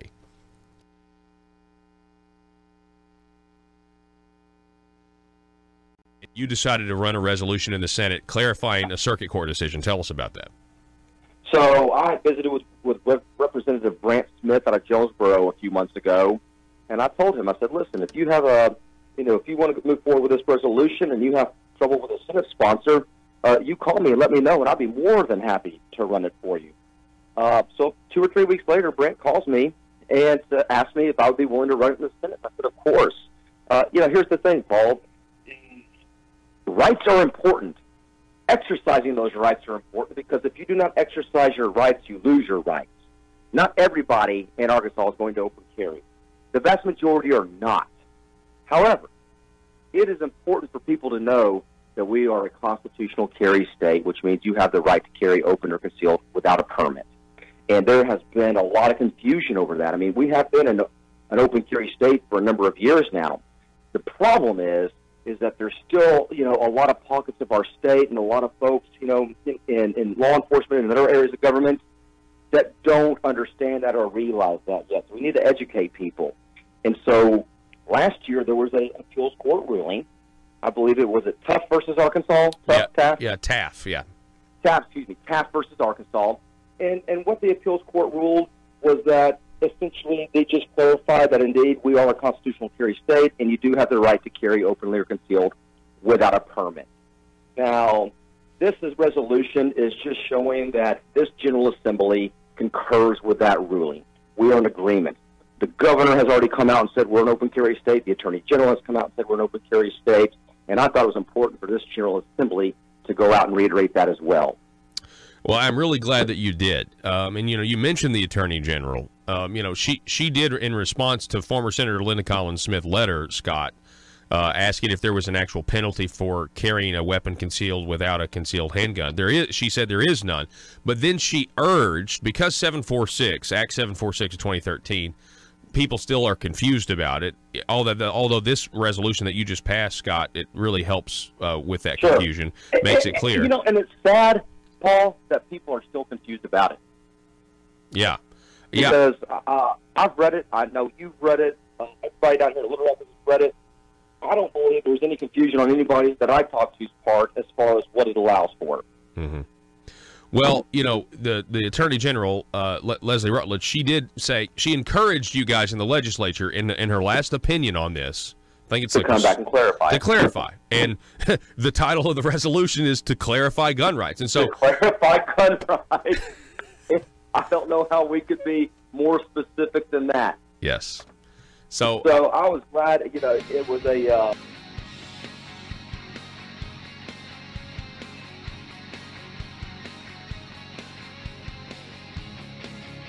The intersection of conservative ideas and reality.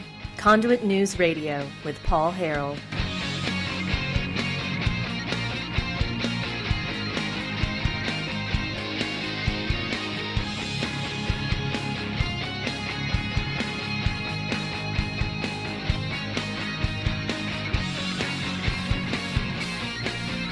All right, ladies and gentlemen, 870-275-9799. So the House votes down the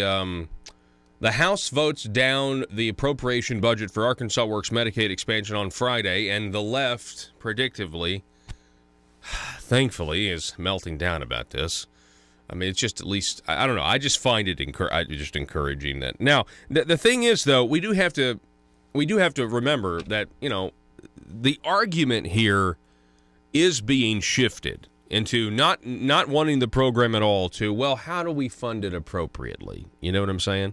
Now, I think the House of Representatives should be commended for voting down this budget. It's the most interesting thing that's happened all session in terms of, things not going the way the establishment wants, which very rarely ever happens down there with these big ticket items, at least. When we're talking about an $8 billion budget. in terms of the federal and state spending on Medicaid. That's what they're being asked to vote on less than 48 hours after a judge struck down the key Medicaid work requirement. I mean, it was preposterous. They rushed it through the Senate, passed it 40 minutes, mere minutes before the judge's decision came down, which means there's a leak somewhere. The judge, somebody leaked that judge's decision. Anyway, so I want to pull up back this video up, but Joe, I'd like for you to click on the. We haven't heard Dan Sullivan. Dan Sullivan took to speak. Yeah, I would just click on Dan Sullivan's name and let's listen to what Dan said yesterday or on Friday as to why we should vote down this appropriation. Listen. Next.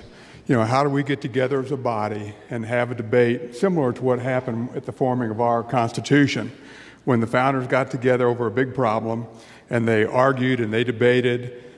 Different people brought ideas to the table. They got mad at each other. Several of them probably went home and had something to drink. They prayed. They came back and argued some more and came up with a great idea. There is a mechanism to do that called the Committee of the Whole. And I've spoken to the Speaker about that. We don't have to do that today, but we can have a Committee of the Whole where we come up with an agenda, we come back prepared, and we sit here in front of the cameras, in front of the people, and have an open discussion about what the opportunities are, what the risks are, and where we go from here. And my recommendation, and would ask that you today vote no, that we talk about what a Committee of the Whole would look like and come back at a later date and pass this. I'm not saying we don't want to pass it. I think we need to pass this at some point, but we don't have to do it today. And that we come back and talk about what we as a body can do together. The other day in the Senate again, the comment was made that we shouldn't use the appropriation process to set policy. Well, folks, that's the only power you have. It's the only power you have is to get 26 or 27 of us together of a like mind and talk about what the appropriation looks like. We learned that the other day when one of our colleagues wanted to pass a bill or run a bill to help some of the poorest people in the state. And we decided as a group that we would vote no and come back and see if there were solutions. And that's all I would ask of you today is we vote no today. We figure out how we can come back as a body and have a debate. Thank you. Again, that's State Representative Dan Sullivan. The bill, the appropriation, by the way, that's leadership. I just want you to know, he comes to the floor with an idea, and he's saying it's very reasonable. Again, they were being asked to vote, to make an $8 billion vote. Less than 48 hours after a federal judge struck down one of the key reasons you got any Republican support for this giant Medicaid welfare program at all. We're not talking about health care to the truly needy. We're talking about health care to people who are able to work, adults, many of whom don't work. That's what we're talking about. And that phrase right there, able-bodied, working-age adults with no dependents who choose not to work, is the very reason ASA decided to rename the program. Now, I want you to think about that. He renames the program Arkansas Works. That whole rebranding, getting rid of the toxicity of the private option, is what got some of these Republicans on board in the first place, because they didn't want to not support. It was ASA trying to give them a way to support something he knew they didn't support. So ASA says, you know what, I'll rebrand it, and you can vote for Arkansas Works now, not the private option. It's Arkansas Works. You can show your fealty to me, so I don't have to find you a primary challenger. That's what this is really about. So I don't have to find you a primary. I'll rename the. I'll give you this. I'll give you an out. Well, okay, Arkansas Works, right? The governor says 12,000 people have found employment because of his work requirement now. 12,000 people. And you need to be really impressed with that. I mean, I'm not impressed with that. I mean, that we're spending all this money for 12,000 people to get jobs that are not on the program now? That's not exactly the type of work requirement I think a lot of people were thinking. But you know what? That's beside the point. We're way past that, right? The bottom line is even that. Think about this. The state of Arkansas has forced 12,000 people to, into work who are on this program. And a federal judge says we can't even do that. That even that is wrong. Okay, all right. So now what? I mean, to me, in the past, I know there's more people on the program, but if you held the position that Medicaid expansion is unsustainable, by the way, Governor Asa Hutchinson himself has said in the past that without the work requirements, Medicaid is not sustainable. Is that still a true statement? Let's go to State Representative Grant Hodges from Friday. Here is his speech, and he just wants some questions answered. Listen to this. That's what I'm doing. My issue really is that we're being asked to vote on a more than $8 billion Medicaid budget less than 48 hours after a court decision that has a pretty significant effect on the Medicaid budget. And I cannot support that. Last night, as I was kind of stewing about the fact that this bill was going to be run today with such short notice, I decided to go back and look at what was said when we ran the same appropriation a year and 2 years ago, just to see what we were told, because this is my fifth session, and those of you that have been around, they all sort of blur together, and you just kind of forget all the specifics. So I wanted to go back and hear what was said about this a year ago and 2 years ago.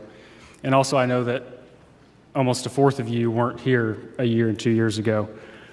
And so for one thing, like I mentioned in my question to Chairman Gene, I went back and watched him present the bill 2 years ago, and he said in there that we can't sustain this budget as is if we don't do something. In addition, I went back and looked at what the governor had said, and I went through a lot of his press releases. And I want to talk about a few things he said last year when we ran this budget in the fiscal session. And the first one is from February in his State of the State address before the fiscal session started last year. He said, and I quote, "As for the future, I expect approval from Washington before the legislative session ends on our request to implement a work requirement for the Arkansas Works program. If you are able-bodied and of working age with no dependents, you should be working or in training. The only long-lasting solution to lowering the cost of Medicaid is to help more people earn their way off. The only long-lasting solution to lowering the cost of Medicaid is to help more people earn their way off." So my question is, the only is the operative phrase there. If this is there. no longer a solution because we no longer have the work requirement, are there other solutions that we can consider before we vote for this appropriation? Because I know there's at least one representative who has a bill to help lower the cost of Medicaid, Miller, specifically for the expansion population that we're really all talking about here. Could we not discuss some of that before we vote on this bill? Leadership says no. The next statement was on March 6th, a few weeks later. It was a press release that said, "Governor Hutchinson issues statement in response to the passage of Senate Bill 30, the Division of Medical Services appropriation," same appropriation as we have here today. This was last year. Quote, "I'm very grateful for the senators that were able to support Arkansas Works and the DHS appropriation.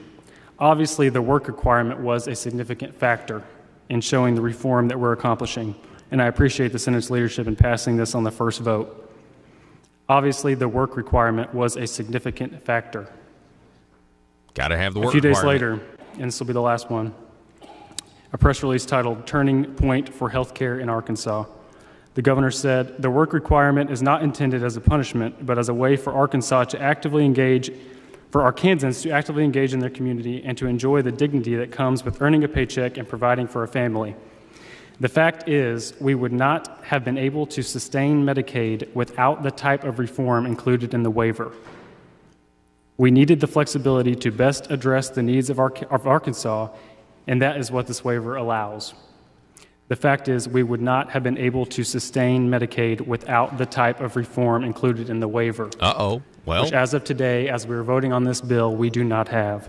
Mm-hmm. So my question is that statement true? If it's true that we can't sustain Medicaid without this waiver, then aren't we being asked today to vote for an appropriation for an unsustainable Medicaid program? Yes. Seems to follow up to me. So really, I'm going to end with a lot of questions that I came up last night as I watched what I was told over the last 2 years about this same appropriation. My first question was, why was this appropriation passed out of budget during a recess from our session on Tuesday? I talked to several members who didn't even realize that had happened, but this bill was passed out of joint budget on Tuesday afternoon.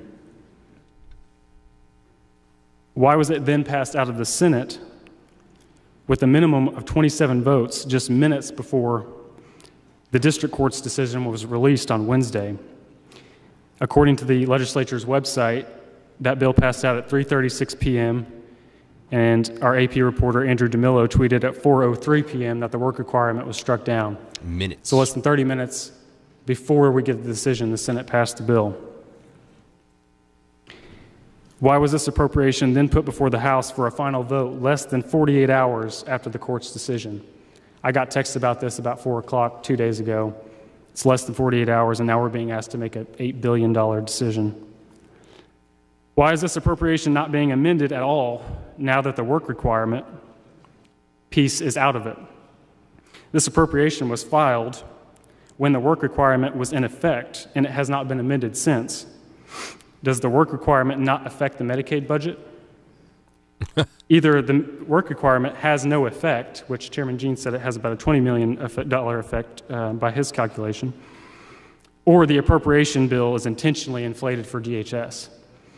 And I listened to the Senate debate, and Senator Teague, the Senate budget chairman, said that there's plenty of appropriation either way. And Chairman Jean said a similar thing today. So then that begs the question to me, what is the point of this appropriation at all if DHS can just do whatever they want anyway? Why do we even bother with the appropriation if DHS and the executive branch can just do whatever they want anyway? Does the governor still hold his prior positions that the work requirement is the only long-lasting solution for lowering the cost of Medicaid? That it was a significant factor in passing this appropriation last year, and that the Medicaid program is unsustainable without it? And lastly, since we currently don't know if this case will be appealed, because just to clarify, the federal government is the defendant in this case, not the state of Arkansas. So this is not Attorney General Leslie Rutledge's decision to appeal this case or not. That is a federal government decision, which, as we're being asked to vote on this bill today, we have no indication that it for sure will be appealed. What if the case isn't appealed? Can we at least wait to pass this appropriation until after we know that it will be appealed? If it is appealed, how long is that going to take to resolve? Could it take years? Is it going to go to the Supreme Court?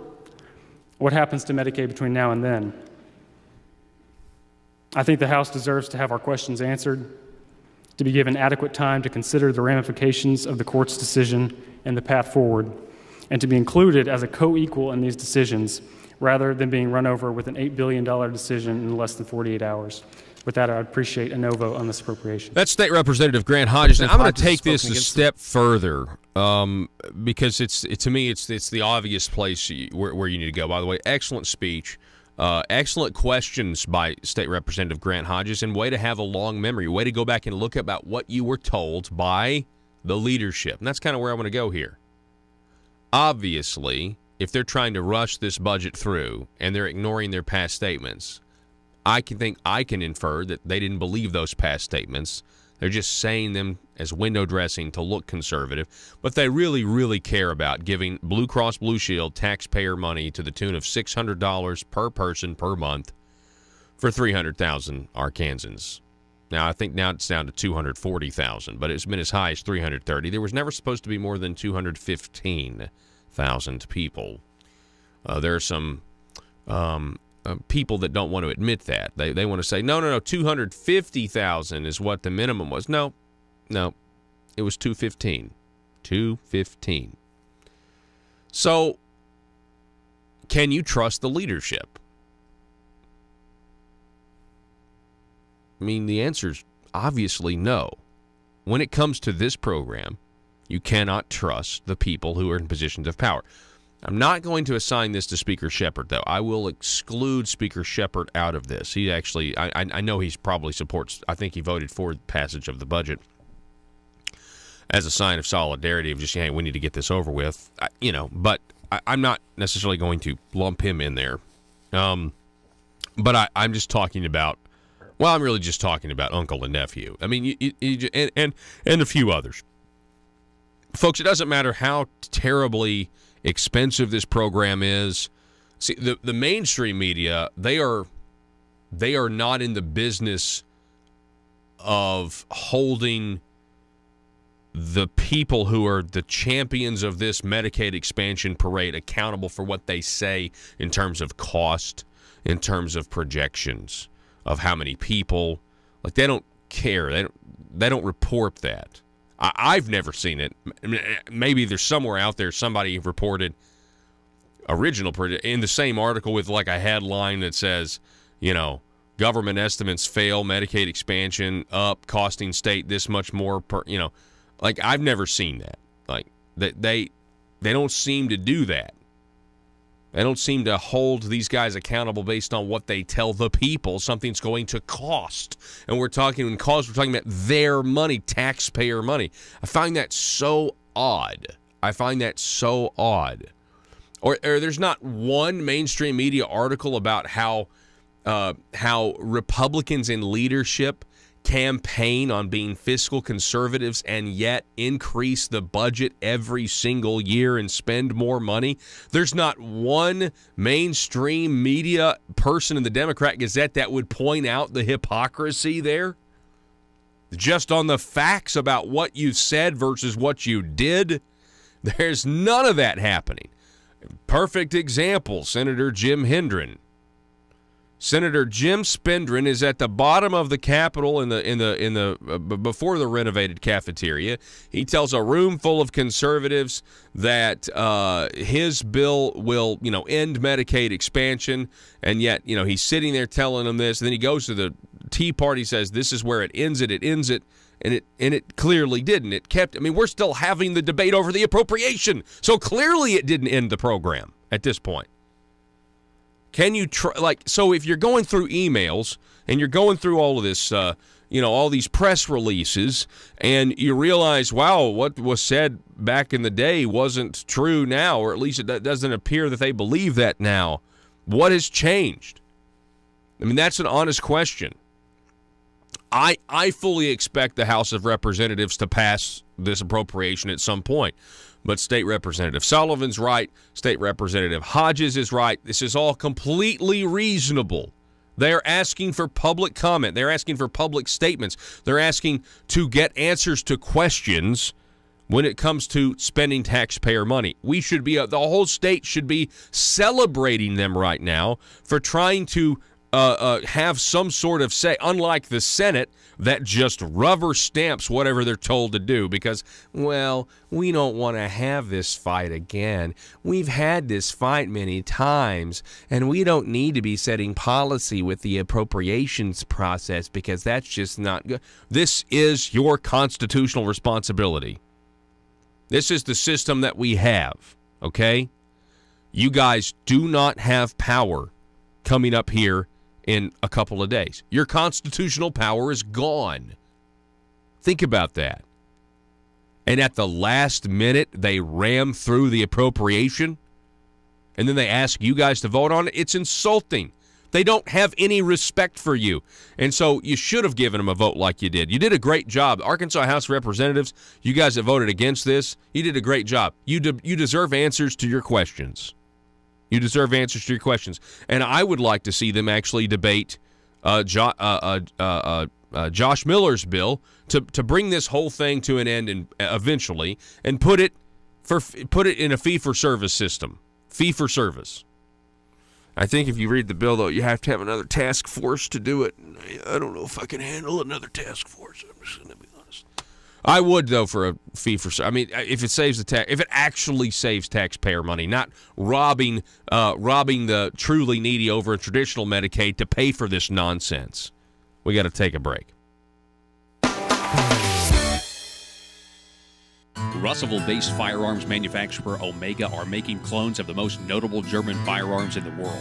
These delayed rotor lock firearms have been and are currently used by law enforcement and military worldwide. At Omega, they manufacture their guns right here in Arkansas and produce the best reproduction in the marketplace that comes with a complete 5-year warranty. At Omega, they take firearm manufacturing seriously and offer discounts to active and retired law enforcement. Whether you're using Omega firearms to defend the public, defend your family, or for target practice, Omega has your back. For pricing, go to omega-guns.com. That's omega-guns.com.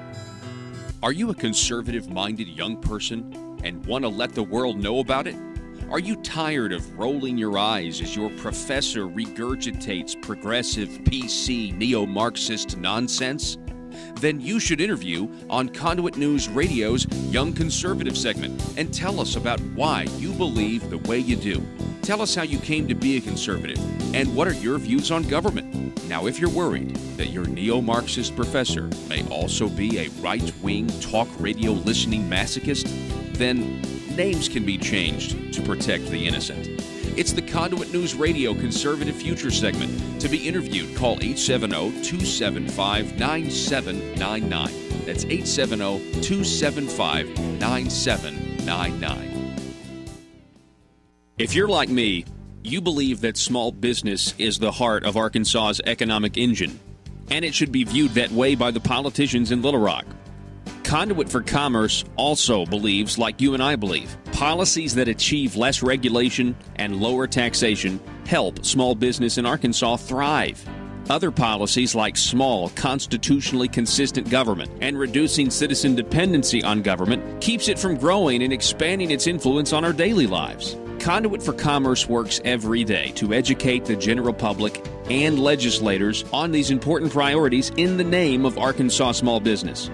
By the way, contributions to Conduit for Commerce are tax deductible. Log on now to conduitforcommerce.org and click on Contact Us on the right side of the page. That's conduitforcommerce.org. Go there now and learn the facts on protecting small business in Arkansas.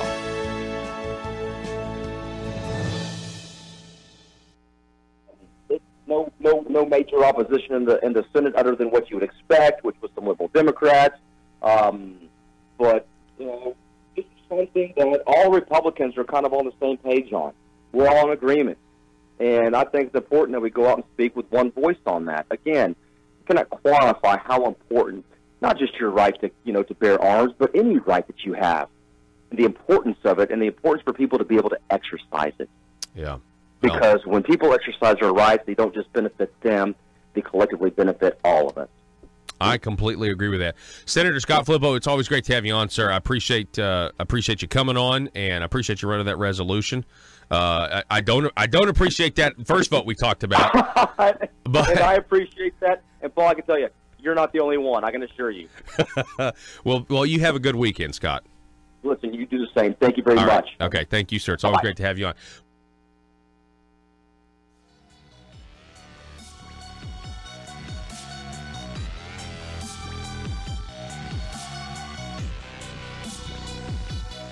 Need your daily news fix? Don't forget to tune in to Conduit News Radio with Paul Harrell.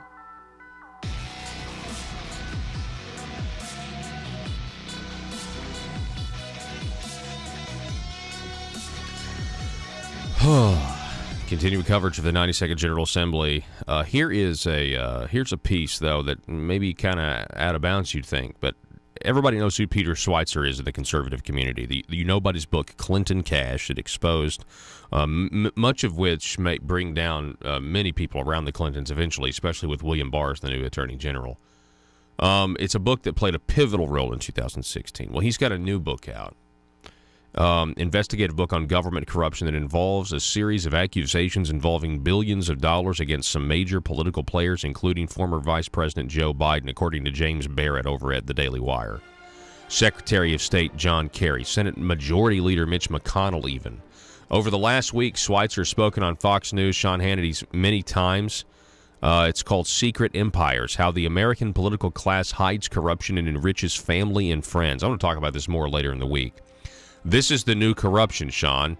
And essentially what he does, he lays out, folks, a situation where the Chinese government and other foreign governments enrich the children of these politicians, and then they don't have to report it.